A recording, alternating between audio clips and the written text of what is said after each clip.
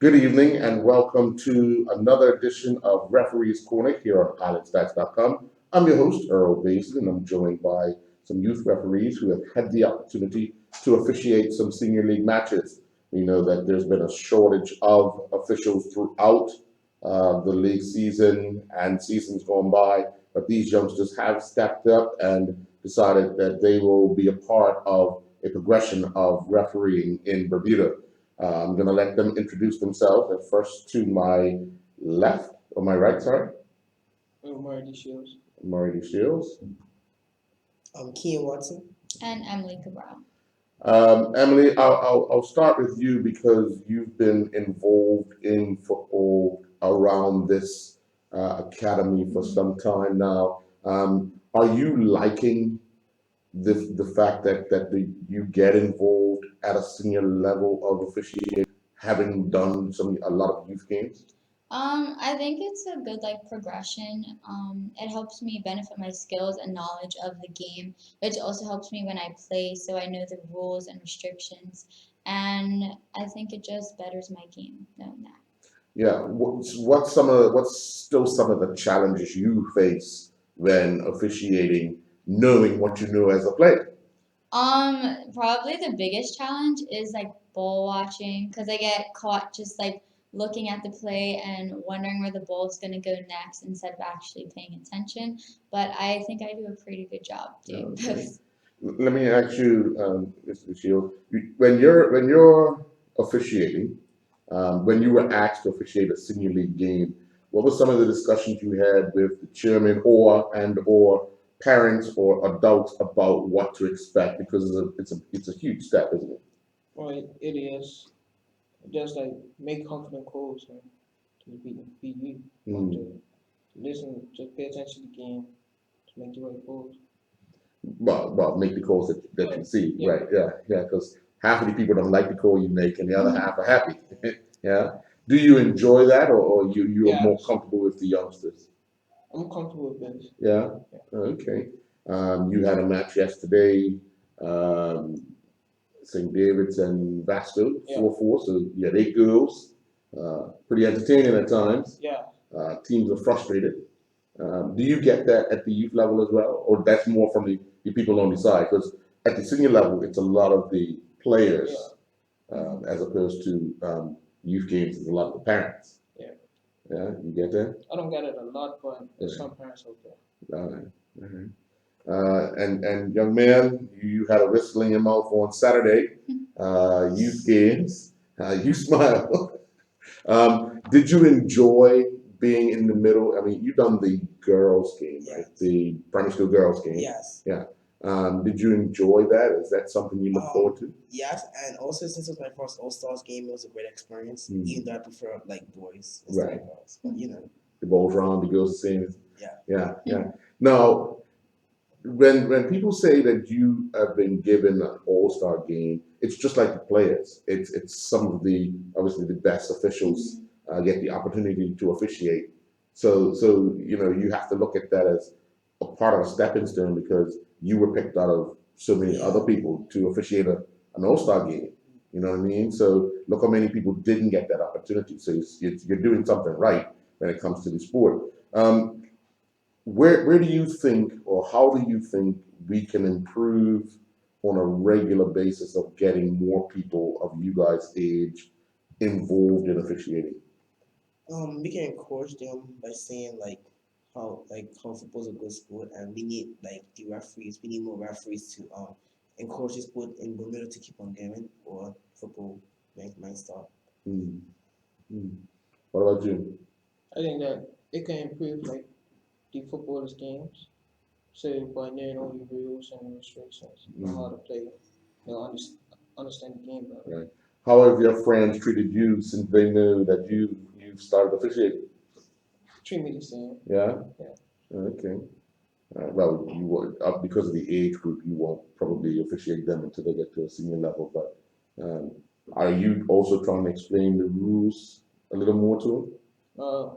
They know the rules, just they just got out of hand sometimes. Right. Right. Okay. Emily, in the academy, I know Coach Nikita and Dankins. they like to know that you guys know Yes. all the rules and encourage you lot to get into officiating as well. Do you think it's beneficial to anybody in the national program to go through that so they get a better understanding of what they're faced with internationally, especially as a referee and or a player? I mean, yes, because refereeing does educate you on a lot of the like rules and everything. And like for a player, it could definitely help you like benefit your game, like knowing what you can do and not to do.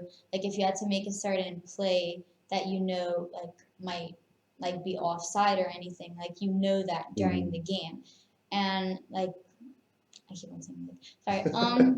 But yeah, I think it really helps the players also, especially since like I'm a vocal player and I like if I see something that's a call or I think it's a foul or something, I'll ask like why isn't it a foul? Because I'm just having my opinion on things. Right, right. And it's good to have an opinion as long as you're being respectful Yes. when you're having that conversation. Do you find yourself questioning a call, but not verbally, but questioning a call? Like, how did you get to that? How did you make that decision, or how did you not make that decision? Yeah, I think I do that a lot of times. Like I would either say it to myself or I would ask the referee, "Oh, why is this a foul? Why wasn't this a foul? He did or she did this, this, and this." Mhm. So yeah.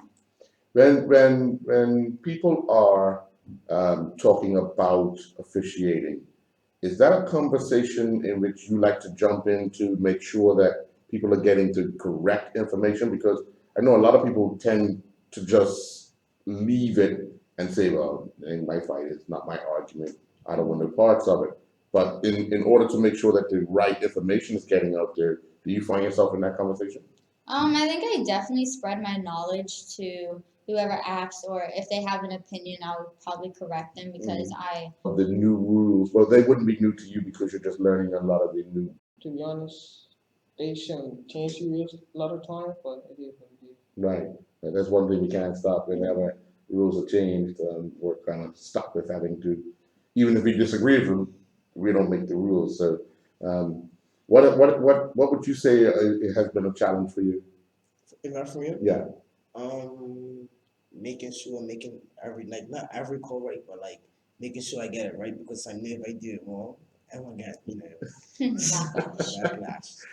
But But but also like remembering the new rules as I learn uh, because I used to like know a little bit of rules, but like as I got more experience, I learned more rules. So I had to try to remember the new rules I learned. how do you yourself keep reminding yourself of the rules? Because it's especially like you say, the new ones you have to sort of, okay, is it, are we still abiding by this rule, or are we Like, good? well, they do give us a book, but like Right. I don't read over it too much, but I do when I can. Mm. And then games, I just try to learn it, like different age groups, different rules. So Right. just try. Right. Emily, what are you doing to ensure you stay up to? Because I mean, all three of you have other commitments. You have school, you have homework, you play football. You know you got all this going on, but you're still willing to put some part into officiating. So how are you managing at such a young age all these different things and still able to come out and help with officiating? I think it's all about like, probably like organization, and if you don't have a lot to do on the weekends, it's a nice thing, and you're giving back to the community somewhat, yeah. Because you're helping like the more experienced referees, and because they were probably our age when we did this, and once they get like older, then they need someone else to step in. So. Mm. Let me ask you this question. What made you decide to become an official for football? I decided to become an official because it can help me with my game, and it can help my teammates too because I can give information to them and just help them to become a better player.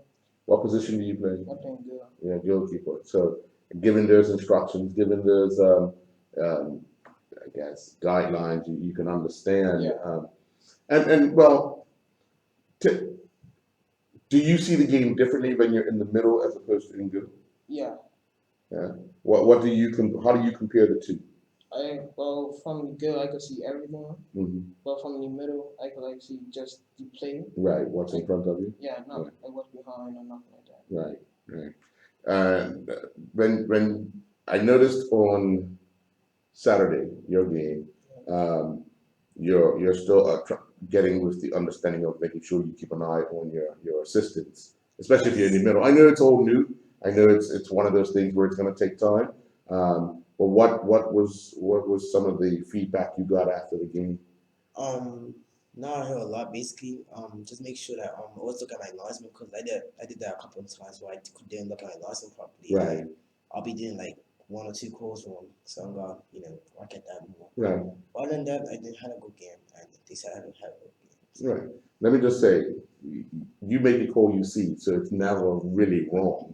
It's just what you see. If you fail to pick up on someone else, another official flagging, not necessarily means that the call was wrong. It was just you caught what you saw. And I think that's where I think a lot of people don't give you guys the respect of when you make a call. I'm blowing the whistle because of this, or I'm raising the flag because of this. This is what I saw, as opposed to what everybody else Yeah. thinks they saw. You know what I mean? So when Emily, is it difficult to go from officiating a game to quickly transition into becoming a player?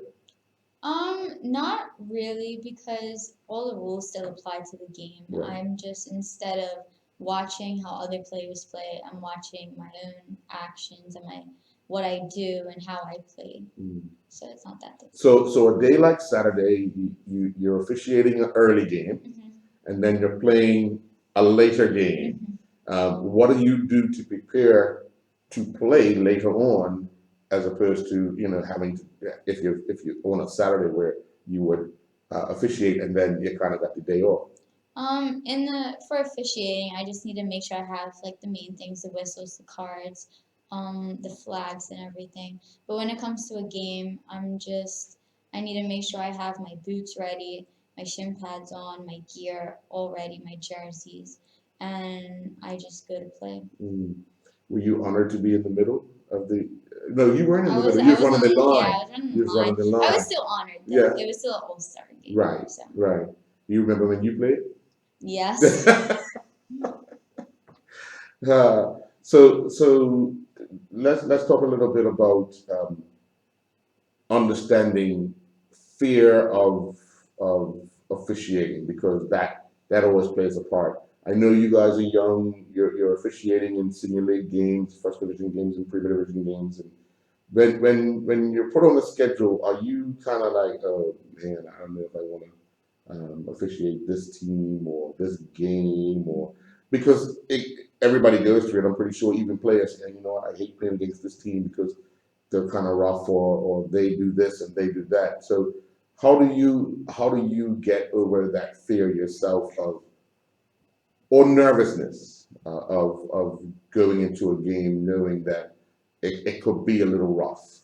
How do you do Well, I don't really get into a game nervous because the game's in my hands. So I'm controlling the game. So if I'm controlling the game, I just hope it's gonna be a free game. it? Hmm, If it is. that's a good way of taking it, or looking at it. It's in your hand. Yeah. Oh, okay. All right. Mhm. What about you? Saying basically like I'm doing it in control of the game, like, and if they don't like it, they don't like it. I'm making the game fair. Right. Okay. No one. You got one to beat. Well, I know you guys have training or other things to do this evening. Sorry for my tardiness, but I want to thank you for your time. Yeah. Appreciate your services and continue up the good work.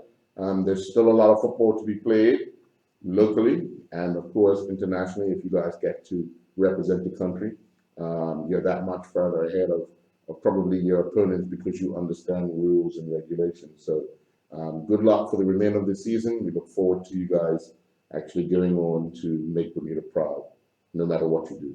But you've started off good. Okay? Yes. Yeah. Thank you. Yes. Thank Thank you. you. And that's it for Referees Corner here on IslandStats.com. I'm your host, Earl Basin, and we'll be back next week with more officials from the Bermuda Football Association.